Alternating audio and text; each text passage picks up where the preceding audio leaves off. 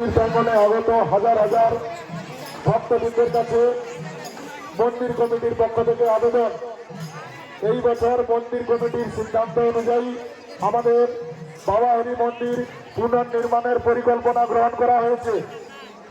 মেলায় আগত হাজার হাজার ভক্তবৃন্দের কাছে মন্দির কমিটির পক্ষ থেকে আবেদন, আপনারা মন্দির নির্মাণের সাহায্য স্বরূপ মুক্ত হস্তে দান করতে পারেন। আপনাদের দান সাদরে গ্রহণ করা হবে।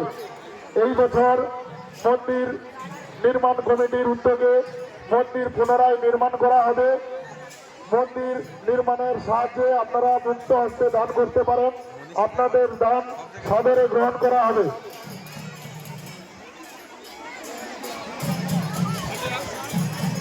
এই মাত্র রীতা মন্ডল বাড়ি কৃষ্ণনগর, রীতা মন্ডল বাড়ি কৃষ্ণনগর মহাপ্রভুর সেবা কার্যের জন্য 501 টাকা অর্পণ করেছেন।